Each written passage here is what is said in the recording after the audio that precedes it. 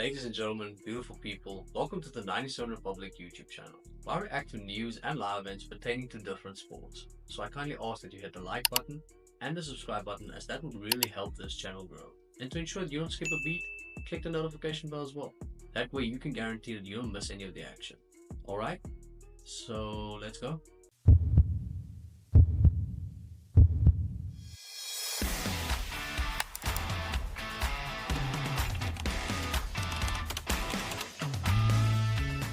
Ladies and gentlemen, let it be known that I am a massive proponent of making mistakes. I've made a plethora of mistakes, even to the point where I've stopped counting the amount of mistakes I've made. My biggest mistake award of 2022, I received it. I would have a university degree at making mistakes, but I ended up making a mistake and not finishing it. All I'm saying is, we've all been there. We've all either made out with someone, or we did something at work, or even said something to someone which we immediately ended up regretting. And even in making that mistake, immediately thought to ourselves, I should not be doing, even considering doing what I've just did. But in saying that, I'm also a big advocate for holding people accountable and taking accountability. If someone makes a mistake, they should be the first person to raise their hand and say, sorry, my name is Benny, I f***ed up. No disrespect to Benny, of course. And then, the rest of society will forgive that person, and as a society, we just move on. Now take that into account when I elaborate on my story, right? So I made a video regarding Marab Divilashvili. And the video should be, there it is. You can just click on that link and it will take you to the video, where I basically looked at Marab's potential opponents and who Marab could be defending his belt against next. And in order to make this video, I had to adhere to some journalistic standards, but I had to take the onus upon myself to do some investigative journalism and see what the bantamweight division of the UFC has to offer. Little did I know, it might end up scarring me for the rest of my life. So I went onto the official website. I saw the bantamweight rankings, and as I looked through the rankings, out of the corner of my eye, in my peripheral, I saw something yearning for my attention, and I immediately diverted my attention towards it. Seeing that I have the attention span of a goldfish, I immediately locked in to this new list, and this list name is called the pound for pound rankings of the UFC, and I immediately went through it. And at number 1 I saw Islam Makhachev, and I thought to myself, understandable, could 100% make that argument. The guy's been dominant inside of the lightweight division for nearly a decade. But then I immediately thought to myself, well, if John Jones is not number 1, then surely he should be, there he is, number 2. Faith in humanity restored. Massive sigh of relief. Then I went on to number 3. Saw Alex Pereira. Thought to myself, definitely. This guy's knocked out more people than anesthesia ever could. Went to number 4. I saw Ilia Topuria. Thought to myself, I couldn't agree more. Not only is he the current featherweight king, he managed to hand Max Holloway's first ever loss via knockout. Knocked out Alexander Volkanovski.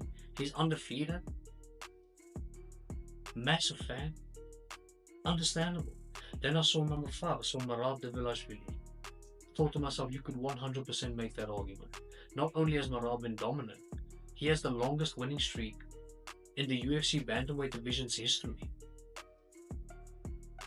And then I saw this. Now if you are sitting there wondering what is this, I'll tell you what this is. This is inexcusable. This is an atrocity. This is a felony. This is as close as committing a crime against humanity as you could possibly get. Right?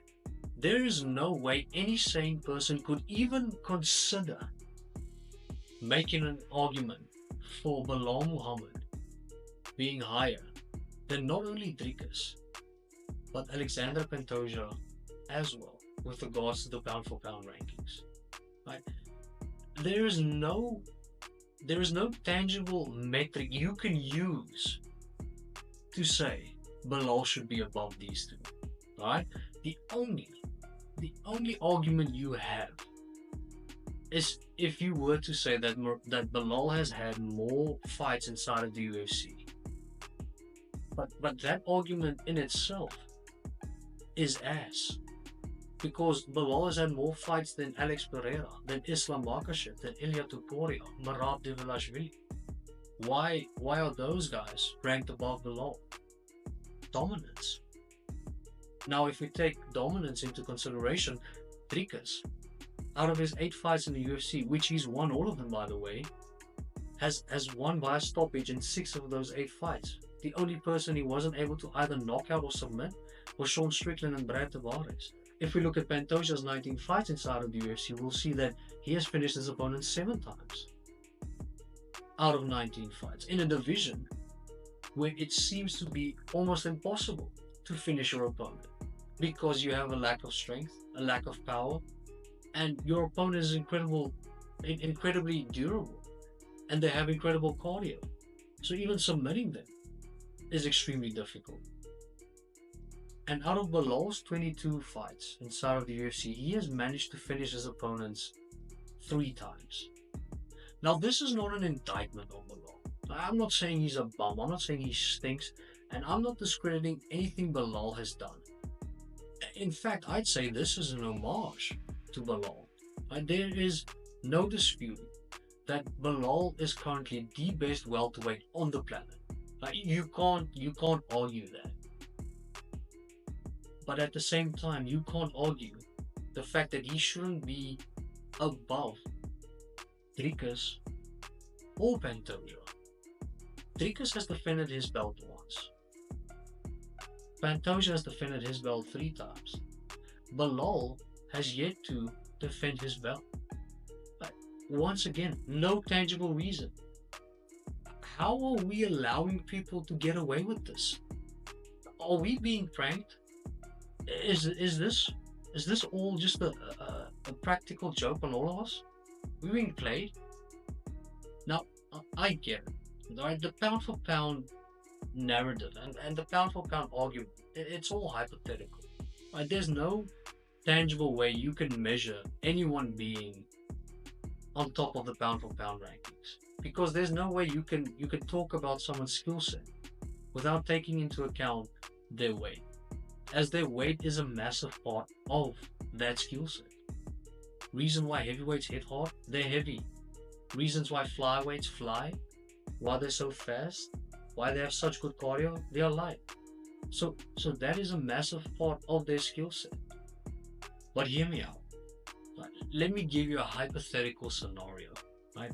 Allow me to drop some bars. If we took all 8 UFC champions and we put them in a chamber, and in this chamber we had a device that would ensure that all of them confined to the same weight class, and they came out of the chamber and they had a single elimination tournament, all 8 of them, right, working like a quarterfinal, moving to a semi, and then a final, and the winner wins whatever. Who would bet their money on Bilal winning said tournament? I'll tell you, no. Absolutely no one. Now sure, other guys wouldn't be bet on either, but the emphasis is on Bilal. Right? No sane person would bet on Bilal winning that tournament. But you have to be insane. If you were the one raising your hand saying I would, I'd argue you are insane. If ever you did something and you need to plead insanity, you can call me. I would make that argument for you. I would win you that case. Right? People being allowed to make a list like this one should be reprimanded for doing such a heinous act. Right? They should be held accountable. Right? Not only is this list probably one of the craziest things I've ever seen, and I've seen Strickland beat Izzy. I've seen Juliana Pena beating Amanda Nunes. I've seen crazy. This is absurd. This might be an indictment on our entire generation, a society. Future generations will look back at this moment, look back at this list, and they would basically come to the conclusion that we, as a society, not only were we irrational, but there was no logic behind any decision we've made just because of this thing we have created. Now the only way to solve this problem, if it's even redeemable, would be Dana White publicizing whoever made this list, so they could be open to public scrutiny. So we could have this person stand in front of the whole world and try and justify what he did. Now, if the person that made this list happened to be Stevie Wonder, would not be surprised. We would not be surprised at all. But lists like these are the reason people got lobotomized in the 60s. We could not be taken seriously if we move on like this. And honestly, I don't know how I'll recover from this. I can honestly see myself not recovering from this at all. I need some milk. I need to reflect. I need to look at this again and ensure myself and convince myself that what I'm seeing is not real. This never happened. I think I might be done with the internet for today.